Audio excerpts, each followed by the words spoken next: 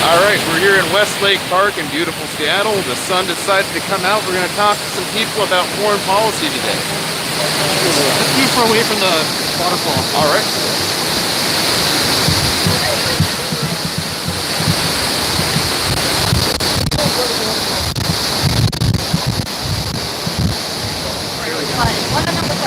Oh, beautiful. Good now. Good afternoon, man. My name is Patrick Will. I'm running for office at the moment.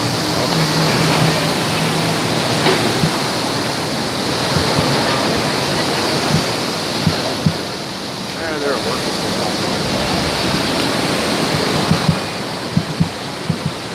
Good afternoon, ma'am. I'm running for office. My name is Patrick Little. Do you have a run moment? into the bus. I'm so sorry. Normally, I would say. Okay, thank you. Good afternoon, sir. My name is Patrick Little. I'm running for office. Do you have a moment? Sure, what are you running for? I'm running for president, Democrat. Excellent. I ran against Feinstein in Seattle. I'm against neoconservative forced aggression, and she voted for the Iraq War, so I ran against her. So I got about 100,000 votes, and now I'm running nationally for president. I was wondering, first off, we're live streaming for YouTube. This is how politics works nowadays. Yep. Low-cost guys like me can get involved. So I was wondering, You're running for president here in Westlake Plaza. Yeah. I'm running nationally. I've been doing tours around the country. And where are you from? I'm from Maine originally, but I currently live in the Bay Area, San Francisco. Okay. Right. So what's the biggest issue facing you right now? Can you really Trump? Okay. Now, what's your biggest peeve with Trump? What's the thing that you dislike the most? He's a vicious idiot. So I don't like his attack on health care. I think we should have health care. So I think it's important to spend U.S. taxpayer dollars at home here on social needs. So I think that we're spending a lot of money overseas right now. We're spending a lot of money. You know what the biggest recipient of aid is? Of all of the Israel. And can you guess? Do you know that they receive more aid than every other aid country that we give aid to combined? Yeah. And they used to be our rational stick in the Middle East. That's why we supported them. They're not rational anymore. Well, I question. We're no longer getting anything for that. Well, I question when were they rational? Well, there was hope. Back in 46, 56, Golda Meir, all the way through Begin was rational. You know, now they fall. Menachem Begin. Yeah. He's one of the ones that helped author the Onan Plan, which is the plan to expand Israel from the Suez Canal to the Euphrates River. I thought he was in on the whatever the Accords were in Cleveland, or they were under a couple of presidents ago.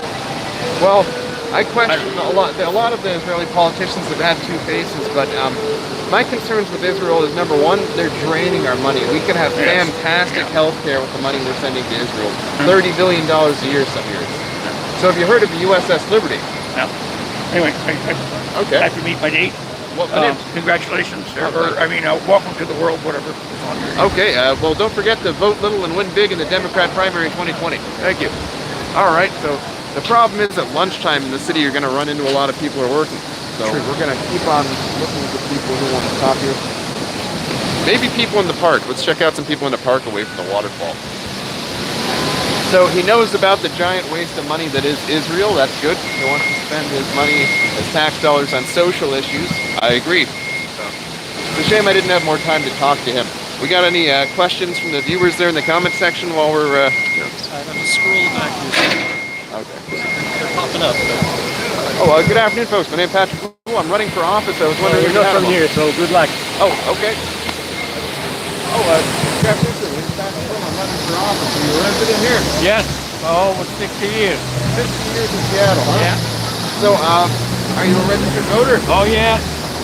Now, what's the biggest issue facing the country right now, you think? I think it's the economy and the health care. Okay. Yeah. Now, there are a lot of taxes Americans pay right now, but you know, there's one country that gets more money than all of the other countries we send aid to combined. You know what that country is? Probably is. How do you know? Oh, I know where the money goes. Now, I keep up with a lot of stuff. we're sending them billions of dollars a month.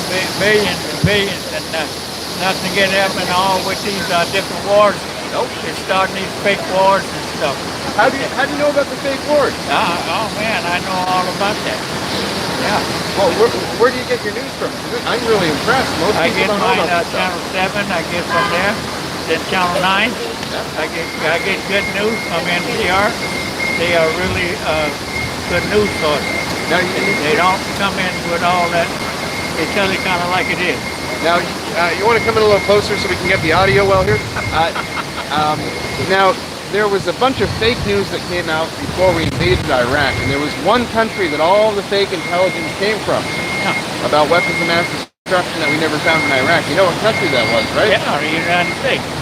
Israel. The intelligence that George Bush and Tony Blair were sharing around in the parliaments and the Congress, those were Israeli falsified intelligence reports. Yeah, they did that, but we fell for the okie doke.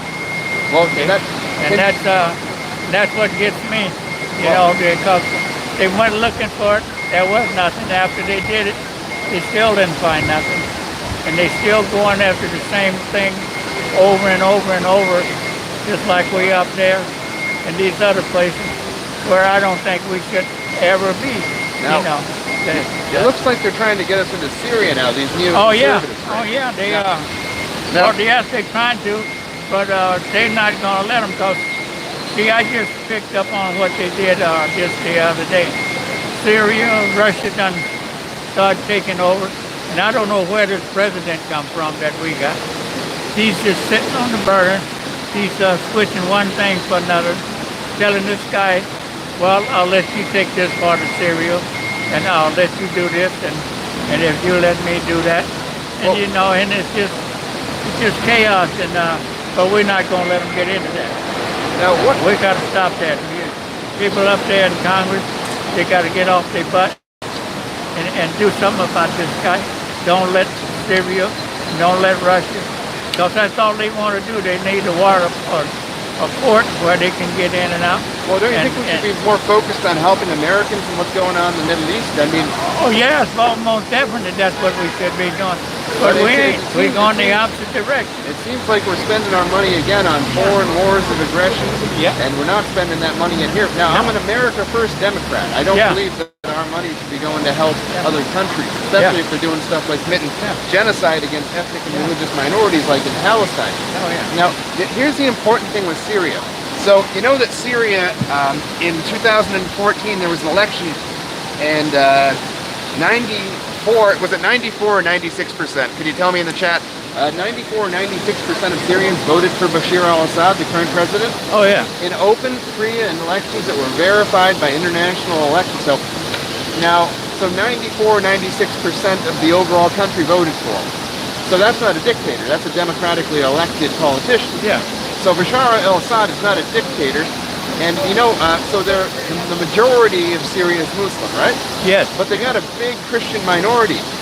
You know the Christian, the ethnic and religious minority there, Yeah. voted for Bashar al-Assad even more than the overall population. On average, 98% of the Christian, which are an ethnic and religious minority in the country, voted for Assad, meaning not only does the whole country love him, but even the minorities love him over there. He's protecting them from ISIS. And we've got proof that ISIS has been getting money from Israel. Yeah. You didn't know that? Oh yeah, I got my tablet. I just got stuff that they're doing here that they're giving money to ISIS. On my Israel. yeah, it's just so much.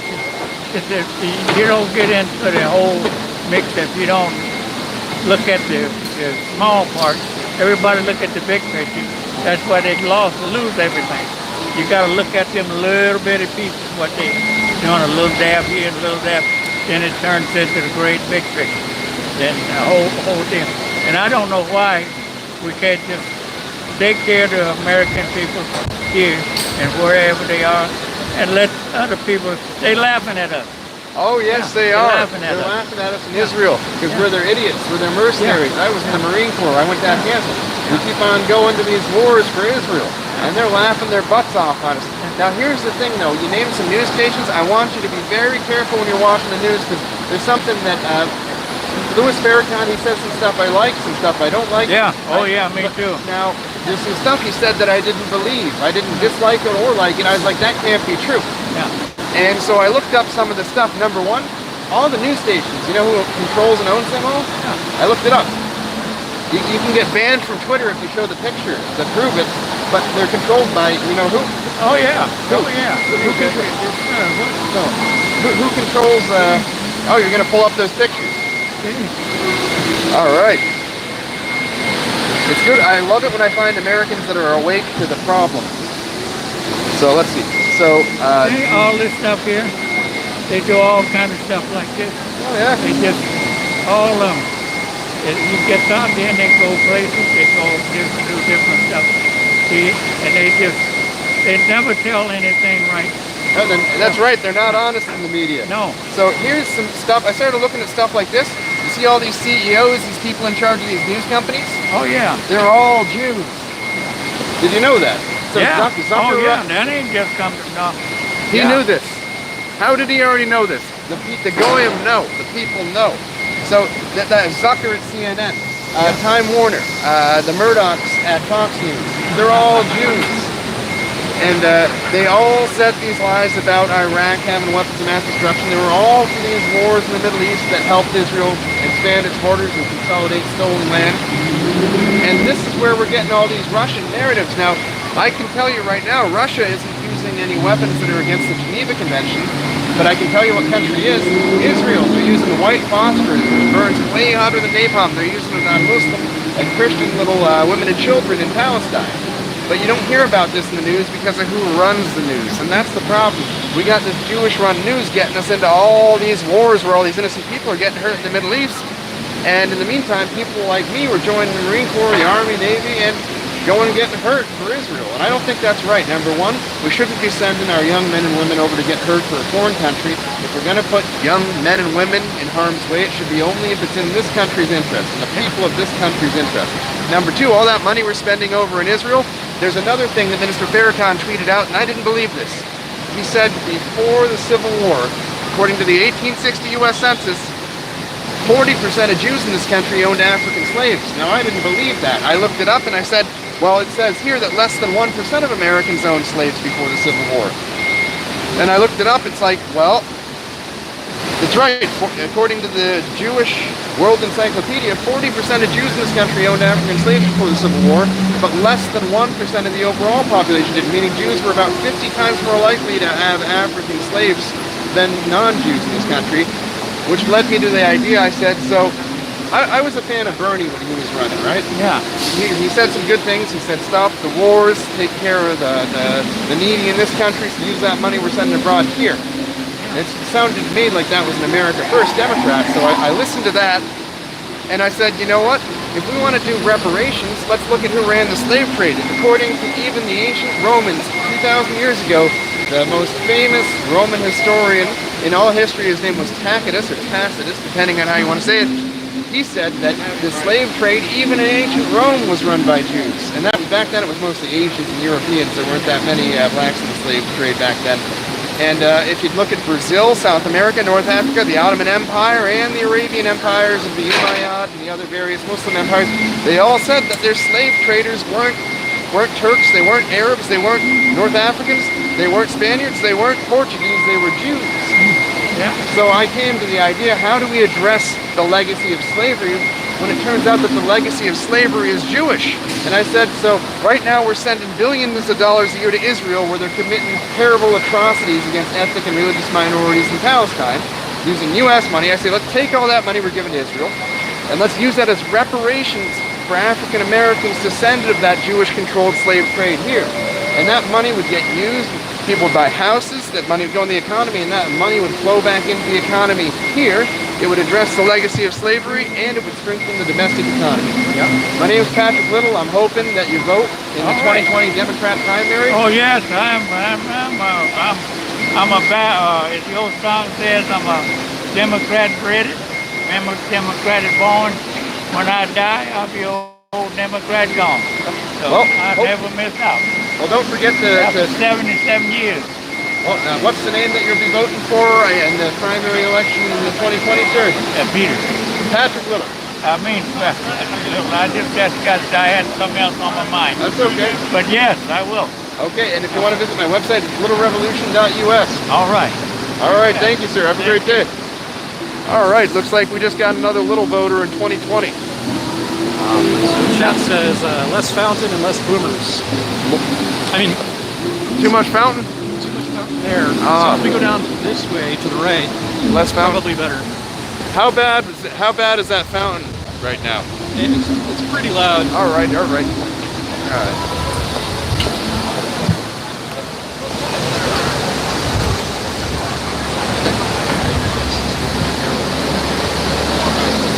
Good afternoon, sir. James Patrick and Mike for Office in 2020. Are you available to speak for a moment? Hey, I'm from Canada, man. So I'm just trying to help you out. Oh, all right. Well, enjoy your stay. All right, thank you.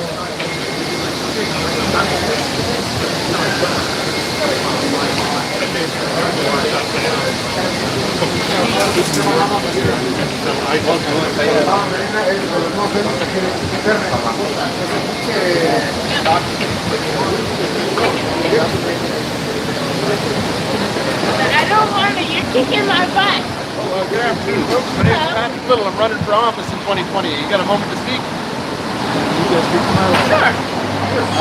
Well, are you voters here in the Seattle area? Yes. What do you say the biggest issue facing the country is?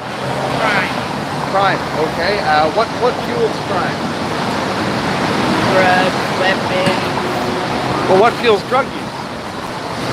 the users, I guess. What do you say? Lack of economic opportunity and lack of education. So. Oh, all right. Well, I think if we had more, if we had better school systems and better healthcare and better prevention systems, we'd have less drug use and less crime. I think that we can do that by sending less money abroad. I'm running in the Democrat primary in 2020, and I was wondering if you wanted to talk maybe about some of the drivers behind crime and how they address that. Things that ultimately cause crime. I think I'll pass. Okay. Maybe or either. I Okay. don't know much about crime. Well, want to play a quick game before I go here? It's just a guessing game. So there is an ethnicity of people that have controlled the opium trade going back a few hundred years. I'm going to give you a hint, the name of the family that controlled the opium trade. Now, opium is what you make heroin from and all these pills that a lot of the kids are getting addicted to. The name of the family during the opium wars in China was the Sassoon family, and the name of the family that controls it here, that they control Purdue Pharma, they're called the Sackler family. Do you want to guess what these two families have in common? They're Jewish. Yeah, going back 300 years, the opium trade, which is the biggest epidemic we're facing right now, the opium, the heroin, that's the junk that really kills the most people. There's meth, there's other stuff too, but it's a Jewish drug. You familiar with the opium war that happened in China in the 19th century? Well, there was a Jewish drug dealer named Sassoon, and so he had a deal with some people that were high up in the English government, and he said, the Chinese have said you can't ship any more of this poison into China. And they started, you heard of the Boston Tea Party, right? They had their own tea party. Instead of dumping tea bags into the rivers and the ocean, they were dumping opium chests, dumping the drugs out. They didn't want the drugs coming in.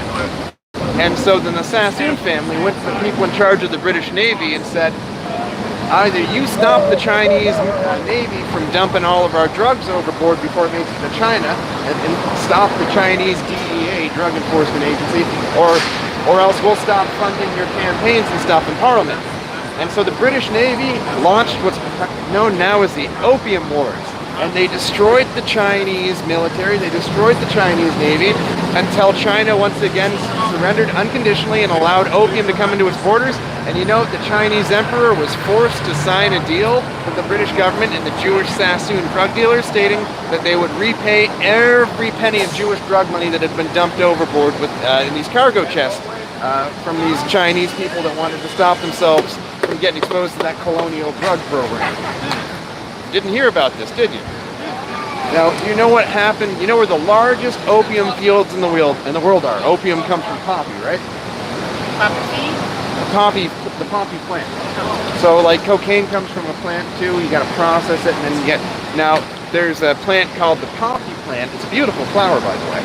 And you have to process this to get your opium, your heroin, or your OxyContin, all these pills that the kids are taking and stuff. You know the pain pills.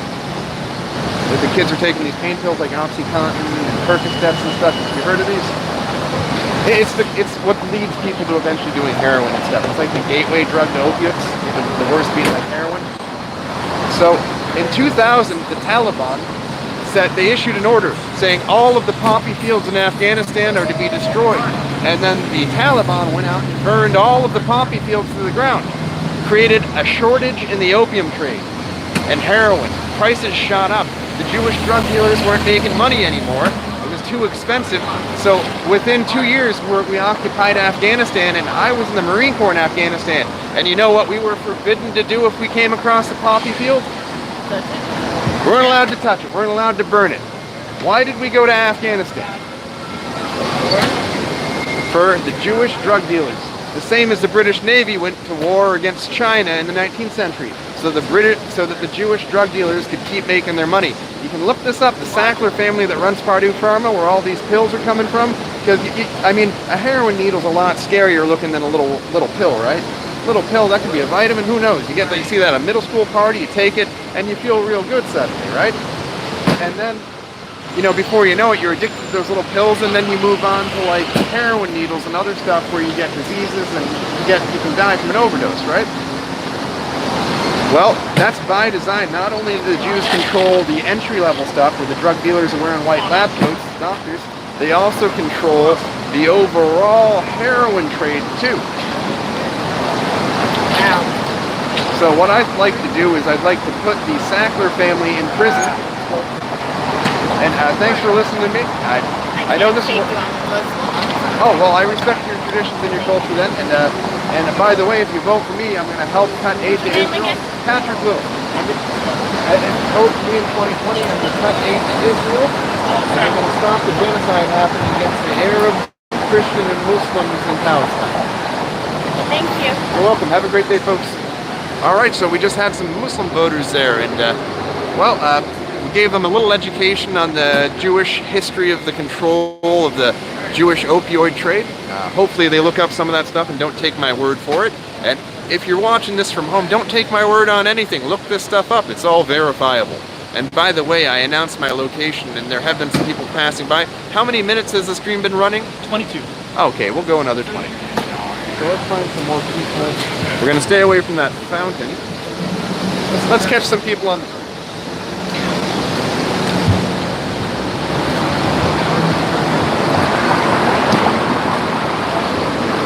Oh, good afternoon, sir. I'm running for office. I was wondering if you had a moment. My name is Patrick Little. Yeah, how's it going? Good, how are you? Good. Did you vote in 2016? I actually just moved here, so... Where'd you move from? From Oklahoma City. Okay, so did you vote in Oklahoma? I did. Okay, well, whether you stayed there or here, you can still vote for me in the 2020 Democratic presidential primary. I'm trying to win the Democrat nomination. So okay. I got a few questions. What's the most important aspect of politics to you right now? Foreign policy, healthcare, education, crime? What's the most important thing to you right now? Probably education seems to be lacking in funding and the importance. Now, where is our money going? Because there are a lot of taxes being collected. Right. I'm not going to get into tax policy and all that. There's plenty of money coming into the government. What I want to figure out is where is it going? Well, I looked into this, and there's one country that gets more aid than every other country we give aid to combined. You know what that country is? I don't. I'm going to give you a hint. They stole 400 to 600 pounds of weapons-grade uranium from the New Mex facility in Pennsylvania in the early 1960s. You want to guess now which country that was? They currently have a rogue nuclear weapons program. They're the only country that everyone knows has nuclear weapons, but no one admits it. Nope. Okay, I'll give you another hint. In 1967, this country launched an airplane and torpedo boat attack against the U.S. Navy intelligence vessel called the USS Liberty, inflicting over 2/3 casualty on the crew after jamming the radio communications of that ship against the Geneva Convention so it couldn't send out an SOS and call for help from the nearby Sixth Fleet. 1967 in the Mediterranean. Now this country was supposedly allies with us at the time. I'm going to give you a hint, it borders Egypt. You want to guess which country this is? They get more aid than every other country we give aid to combined. And they attacked us in 1967 using their Air Force and their Navy. And they also stole 400 to 600 pounds of weapons-grade uranium. In other words, warhead ready, put C4 around it in the right shape, and you've got a nuclear airborne device. Right. You want neighbors, Egypt. You want to guess which country this is? Super bad at geography and history. All right, I'll give you one more guess. My ride actually just got here, so I gotta go. The answer is Israel. I'd like to cut Fair enough. funding to Israel. It works out to billions of dollars a month. We could use here at home to help our needy and our children, Absolutely. education and crime prevention. I agree, absolutely. My name is Patrick Little. I'm asking for your vote in the Democrat primary in 2020. Patrick Little, nice to meet you. Nice to meet you too. Let's hope he joins a little revolution. Oh, good afternoon, ma'am. My name is Patrick Little. I'm running for office. I was wondering if you had a moment. Okay, thank you. All right. Let's see. Well, good afternoon, folks. My name is Patrick Little. I was wondering if any of you wanted to talk politics. I'm running for office in 2020. Thank you. Okay, thank you. Sir, would you have a moment to discuss your political concerns? I'm running for office. What are you running for? I'm running for the Democrat primary in 2020 for the president. My name is Patrick Little. I guess the sun's out, not out anymore. Patrick. Nice to meet you. So what's your biggest concern right now facing this country with politics at the federal level? Foreign policy, educational policy? Well, foreign policy, our perception in the world, based upon what Trump's doing, in terms of our image abroad. Would you say that Trump's about to get us into another war? Well, I'm sure he's reckless. He's being very reckless I like in the to Middle think East. that there's other people, not necessarily in his cabinet or internally, but maybe people externally who can rein him in a little bit. Even though you don't see that when you see him talking to people, you can maybe he listens a little bit more when the camera isn't on. Well, I think we could definitely work through incumbent congresswomen and congressmen, including Barbara Lee over in the Bay Area, who voted against the Iraq War. I think right now that the Israeli lobby is trying to get us into a war in Syria. Oh, I can talk to you all day about how anti-APAC I am and how our... Good. I was protesting there's outside one- APAC this last spring. I think as far as I know, there's only one federal level congressperson, a woman from New York, I think, who just beat the incumbent Democrat, who's pro-Palestinian and not bending over at every turn to suit the Israelis. And that's not the same as I know you know, that's not the same as being anti-Semitic. It's just saying that, we need to look out. The term is intentionally not descriptive because, it's an incorrect term because Semites encompass everything from Assyrians to even the Palestinians are considered Semites. So if you're pro-Palestinian, that doesn't make you anti-Palestinian. It's a contradiction in terms. It's a term that the media uses intentionally. The same media that sold us on the Iraq War. Can you tell me a single major network that was against the Iraq War? No, MSNBC, CNBC, CNN, Fox News. They all were beating the war drum. Yep. Pretty crazy, right? Now George Bush was obviously doing whatever the heck AIPAC wanted, just like his daddy did when he was the head of the CIA, in the tradition of Dulles. Now my question is, why is a lobby for a foreign government that's committing crimes against humanity, against ethnic and religious minorities, allowed to essentially run our government and drive anyone who opposes their homicidal, genocidal policies in the Middle East out of office? Why is a country which I can prove to you has been supporting with weapons and money ISIS? $10 million a day we give to Israel. $10 million a day in defense spending we give to Israel. That's a lot of money. 95 or so, 96% of the land of the current Israel was controlled by Palestinians at the turn of the 20th century. It's been one little acquiescence after the other, and now anybody who dares to say anything against the Israeli government is tarred and feathered. It's awful. Especially in United States federal politics. Yeah. Even at the state level.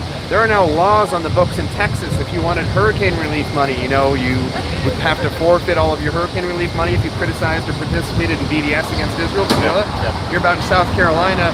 If a school doesn't expel you, they can lose their state funding. If they don't expel you for being critical of Israel or supporting BDS. These are laws that are on the books in this country right now. Now, there's no law against criticizing Japan or Kenya or Russia on the books anywhere. Why do we hear all this stuff in the media about Russia? And I think that has something to do with Russia having come down on the Arab side of the conflict during the 6 Days War and the Yom Kippur War. I think that's where we're starting to see. So is the Middle East a primary? You seem to. I mean, I'm interested. So maybe you're just kind of feeding off of my interest. I'm a Marine Corps veteran of Afghanistan, and the first political stunt I did outside of California when I was running against Feinstein, who's a dual citizen of Israel, was outside of AIPAC in D.C. So it was where I started. I deployed to Afghanistan, and if I can tell you about the Sackler family, their ties to Israel and the opium trade and how the Taliban burned all the opium fields in 2000 and 1999, we can get into a much more detailed conversation about how I, upon learning that it was illegal for any NATO troops, or it was forbidden for any of us to so much as hurt a poppy plant when we were over there, how I started to begin my process of figuring out who really runs this country. Right. So where do you see the opening? So you're really running for president? Yeah, there were 32 people running for Senator Feinstein's seat. I beat 20 of them. And I spent $8,000 prior to the primary, I think. So on $8,000, I got 89 point something thousand votes. There were 32 candidates running against Feinstein. So are you in Seattle now, or are you still based in California? I live in Albany, California, right next to the University of Berkeley. Yeah. I lived in San Francisco for 10 years. It's getting pricey. Yeah, well, that's one of the reasons I left. Yeah, well, I can't. It's not much cheaper here, but it's a little cheaper here. I have reasons I have to stay there. I can't quite leave there. Fair enough. Right. But it's expensive, and there's almost no land to go to get away from all of the people. It's a very urbanized area now, and I have to get on a boat if I want to be alone, unless I want to drive 2 hours outside the city on the weekend. Yeah. What do you see the path, if any? What path is there for politicians on the federal level to take any stance against the Israeli lobby? Do you know what happened to Jim Trafficant? No. They found him dead under his lawnmower after he got sent to jail on bogus charges when he pointed out that AIPAC ran our country in the early 90s. Found him dead under his lawnmower a few years ago. I mean, like a Toro lawnmower, it doesn't just flip over and kill you. Right. You've heard of the people that brought up the USS Liberty in the 1980s. There was a book, They Dare to Speak Out. I mean, these are former congressmen that have tried to address the Israeli question that have not been able to. And they get either killed, marginalized, or some of them, I think, even take a payout and stop talking about it. Yeah. There are people that used to talk about it that don't talk about it anymore, especially in the Democrats. Right, and that's what I'm asking. What do you think the path is? I mean, I was reading something recently that there are some statistics where of Democratic politicians, Democratic voters, how much they are becoming more and more pro-Palestinian and less. But their intensity is way down. And I'd say the number of people that identify as pro-Palestinian is going up, but their intensity is way down. Well, I remember in the 90s, even though I was on the wrong side of the aisle, I was, before I joined the Marine Corps, I was going to pro-Zionist churches and stuff, which, by the way, I'm not trying to sell you on any religious credentials here, but it's not mandated in any religious book that you have to support Israel. It's not. Well, right, and I think that there can be more talk about the Palestinian cause, and people can become more sympathetic to that. But I don't see anybody crossing over the line and saying it's political suicide. And that's right. Yeah. So, what's the answer? Is it just a long? You know what John F. Kennedy did right before he was shot in the head? So AIPAC didn't used to be called AIPAC. It used to be called something else. Right after Kennedy was killed, they changed the name to AIPAC. He made that entity register as an agent for a foreign government. Did you know this? No. But why wouldn't it be? Why? Because if you try to do it, they kill you. Well, right. I mean, that's politically why you can't. But I mean, logically, it would follow that it should be an agent of the foreign government. Now, I have a few more things here. I was a network engineer in the Marine Corps, 0651 data network specialist. And if you talk to people at the NSA, there are these things called read-only memory chips, ROM chips. You heard of these? Yeah. They're in all of the Cisco routers. They're in all of the major internet working equipment. All of the major Intel products are now manufactured in Israel. Dell products, Intel, Gigabyte Ethernet, they all have these ROM chips in them that call home to Israel. Have you heard of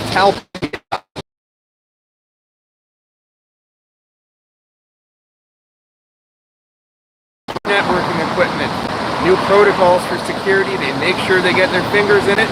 Even Sam Altman's Y Combinator is a front in many ways for the Mossad. Look up Operation Talpiot. That used to do networking for You're going a little bit beyond. well, there's one country that people who work for Lockheed Martin and other defense contractors aren't allowed to visit. You know what that country is? Israel. If you're a defense contractor for certain companies and you visit Israel, you no longer have a job. There's a reason for that. So I'd like to bring up Tesla. I'd like to bring up Elon Musk, some of his recent comments. Have you been following Elon Musk on Twitter, which he's one of the few people who challenges Israel's power that hasn't been kicked off the platform yet?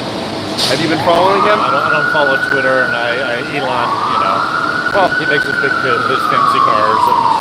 Well, I think it's important to notice that he asked the question, who runs the media?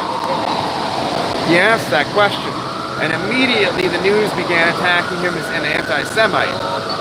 Would you say that that's an admission of some sort of level of Zionist control over the media? Let's tie that in with the answer we gave earlier. Could we identify a single news station that was against the Iraq War?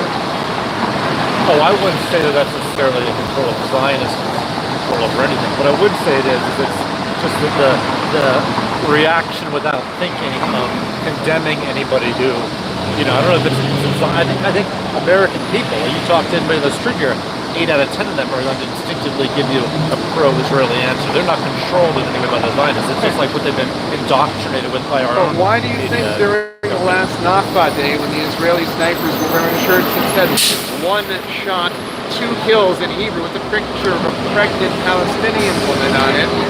Why? Let's point away from the bus a minute.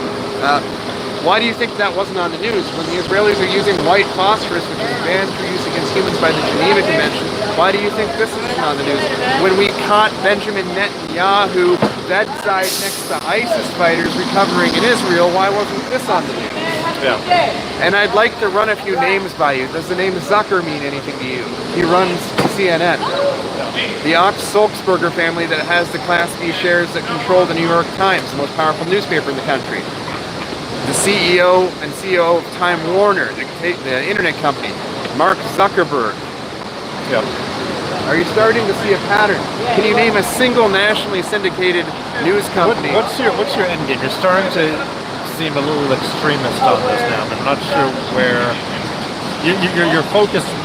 For President Kennedy, I'm with you on this issue. It seems like it's the sole issue. I'm wondering if there's. We started talking about foreign policy, and when you're not allowed to be in office because of fear of how it would affect foreign policy with respect to one country, that's gonna be pretty much the only thing I talk about in foreign policy, because the saber rattling with North Korea is not an issue. Nothing's gonna happen. Yeah. Nothing's gonna happen there. That both Trump and Kim Jong-un got to make themselves look tough. It was a mutually beneficial thing where they saber the rattles at each other.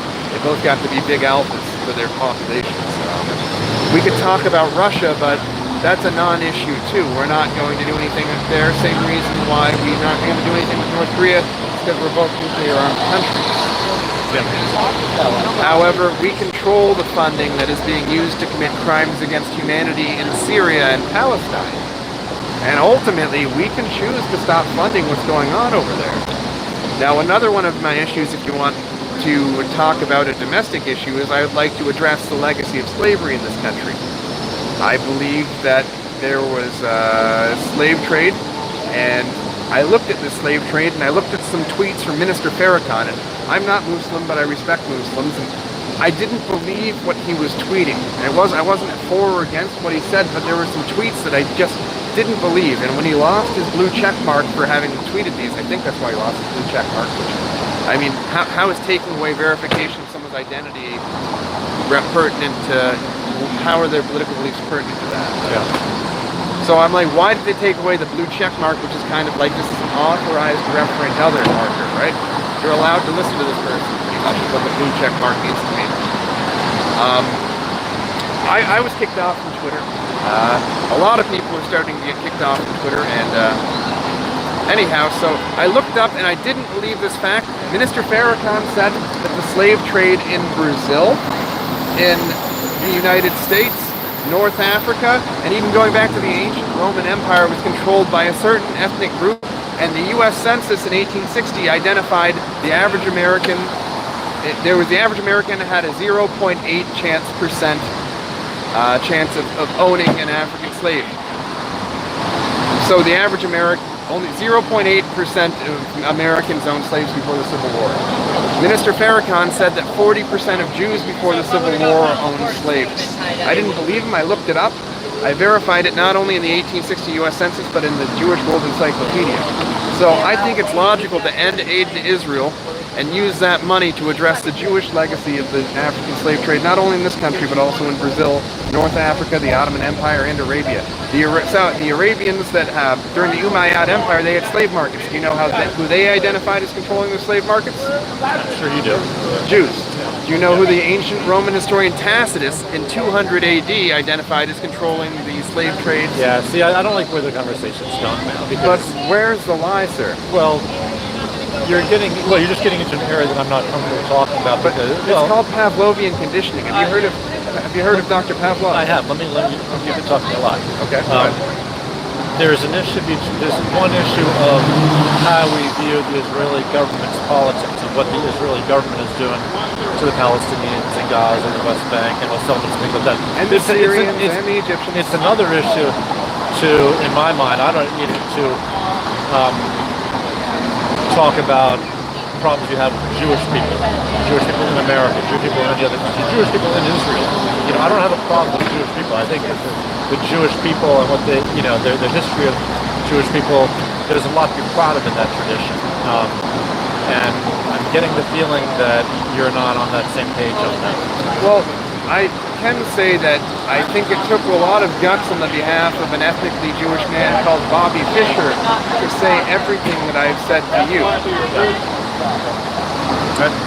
I don't know what Bobby Fischer's done. Such played chess, so I can't comment. Well, they've very adeptly hidden his stance on Israel and the Jewish people himself. He actually was very critical of Jews. He was ethnically Jewish. Everything I've said, you can find him saying. Yeah. Now, I question whether or not the average American, perhaps including your own, is clouded. When I say that the largest genocide committed in history at the time that happened in the 1920s and 30s was 30 million people, which is 5 times more than 6 million, right? If I were to tell you that the Jewish World Encyclopedia brags that at the time the Soviet government was 85% ethnically Jewish, I would say those are Jewish crimes against humanity, but most people would look at me like I'm crazy if I said that, even though it's the truth. I don't know what you're referring to. I believe that the Pavlovian conditioning we have through the Jewish-controlled media, Jewish-controlled Hollywood, Jewish-controlled television, and I can show you the organizational charts of the entertainment companies, the internet companies, the social media companies. They control lock, stock, and barrel the means by which information has been shared going back over 120 years when the wire services like Reuters were established. They control and make asymmetrical the flow of information up until the creation of the internet. And now you're seeing what they call as an uptick in anti-Semitism and all that, which is crazy. I'm pro-Syrian, I'm pro-Egyptian, I'm pro-Palestinian. What was your name again? Patrick Little. Patrick Little. Yeah, I beat 20 candidates on $8,000 in California. Yeah. I've got the support of many Muslim leaders and also the Greek Orthodox community, the Assyrian Christian community. These are all populations that historically have been targeted by Jewish supremacists. Go to California and ask the Assyrians about what they consider the Jewish people to be. What's your it's a bit of a what's your opinion on Northern Ireland?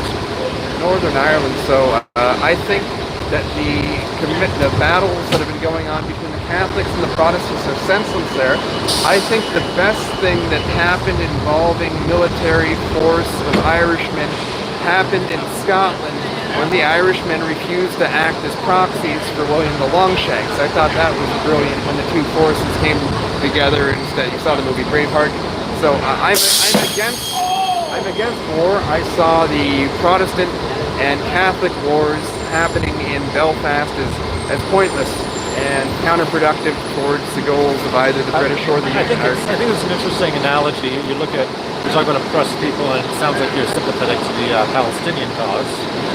I think there's a analogy a lot of Irish Republicans, not to be confused with American Republicans, certainly would draw to the Catholic tradition in Northern Ireland, the nationalist tradition in Northern Ireland. And I'm wondering if you would feel the same sympathy and the same right to, feel there's the same right to rise up and support of one's own self-determination for the nationalist population in Northern Ireland, or if that's not equal. So we're getting into a question of principle on the nature of nationalism in a country that isn't mine.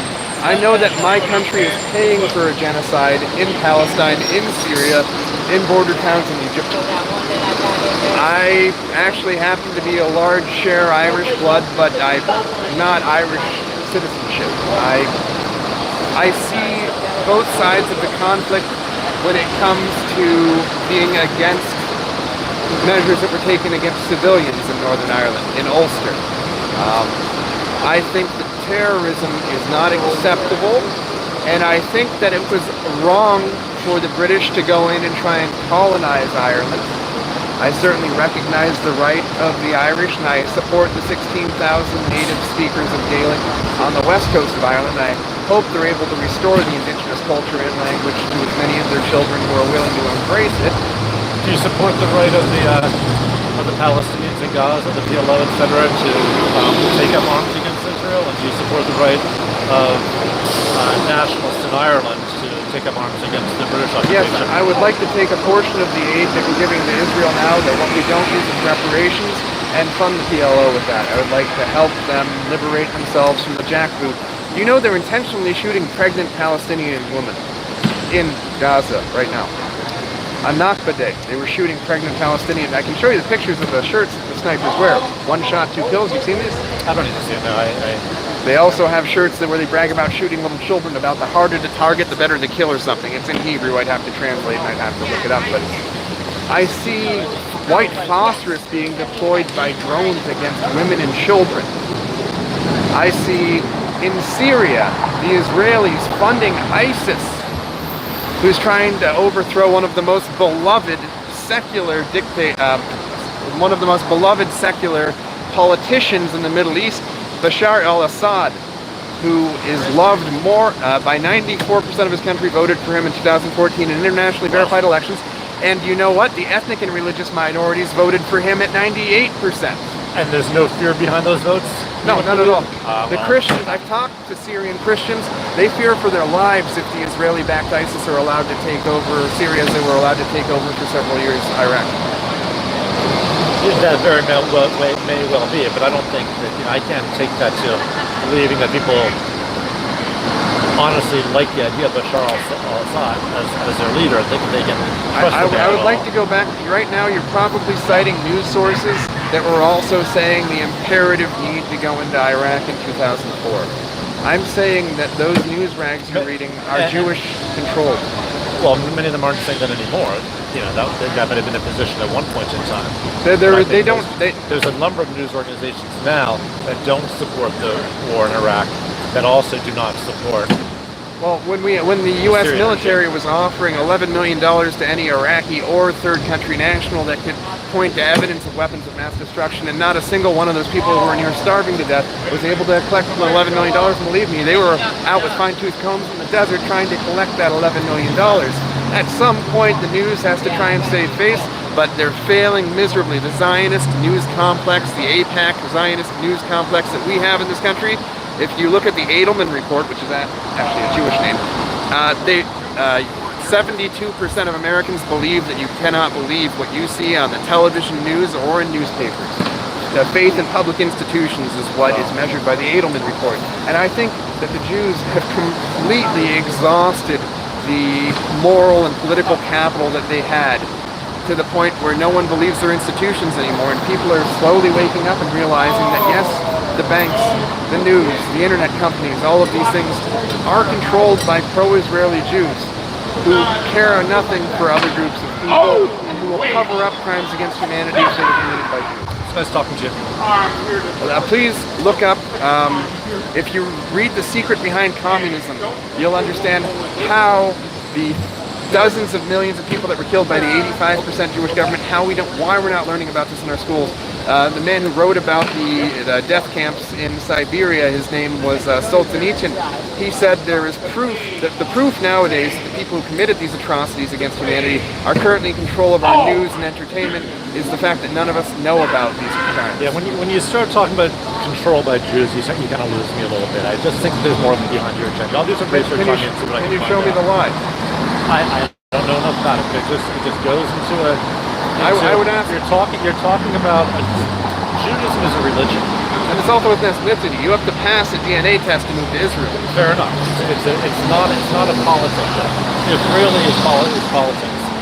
Zionism is politics. Have you heard of the Jewish World Congress? I'm fine talking to you about my opposition to the Israeli government and my opposition to Zionism. You start talking about condemning Jews and mosques, you're losing me a little bit. I'm not condemning mosques.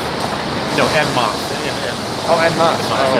Well, what I challenge you to do is I invite you to disagree with me, but I ask you please show me a single thing that I've said today that was factually incorrect, A or B, which was taken out of context. Yep, I cited almost exclusively from Jewish sources, except for the 1860 U.S. Census where you did. and you might cite it from a Jewish source. That doesn't mean that those people are all, reliable sources themselves. People are. What I'm saying is, if what I'm saying is factually incorrect, I'd ask you to email pat@littlerevolution.us and show me where I'm mistaken. I will certainly check out the site. Thanks again. Enjoy. Thank you. Have a great day, sir. Well, a lot of these things are uncomfortable for people to address, and I ask you, my fellow Americans, to have the moral courage to ask the question, is Pat lying? Don't just dismiss what I'm saying. Call me a liar. Call me a scoundrel. But by golly, produce the evidence that shows me to be a liar or a scoundrel. I'm telling you the truth. I'm putting myself repeatedly in physical danger to do this, and we have a good Samaritan today that randomly volunteered to hold the camera. He doesn't necessarily agree with me. However, I think he's curious to know whether or not I'm telling the truth, and I invite all of you as Americans to exercise your God-given right, your inalienable right to your First Amendment, even if they continue to strip away our Bill of Rights away from us as they have been doing. No one can see what's going on in your head. This is yours. No matter what they do to you, this will always be yours. Use it. I dare you to prove me wrong. And email me at pat@littlerevolution.us if you can find anything I'm saying that's incorrect or taken out of context. And I'm dynamic. If I'm wrong, I'll admit I'm wrong and I'll move on. I don't think that I've got so many things wrong, if I do have things wrong, that the overall tone or context of what I say is wrong, but there might be once in a while where I'm wrong. I mean, crap, in the 1970s I probably would have believed the Khazaria theory. The point is, I dare you to cherry pick my info to see if I'm wrong, and I dare you to show how any of the information I'm sharing with people here today on the streets of Seattle is incorrect. And if it isn't incorrect, ask yourself, why then do you have a problem with what I'm saying if you do? And then I would ask you to look up the experiments as conducted by Dr. Pavlov in Russia about associative conditioning, also referred to in your psychology laboratory college classes as classical conditioning. If you want to understand why so many people get triggered by the things I say, look up Dr. Pavlov and his dog studies. This is Patrick Little, your presidential candidate, your nationally social democratic American patriot, asking you to vote little and win big and help me put America first and Israel last in 2020. Signing off. Have a great day.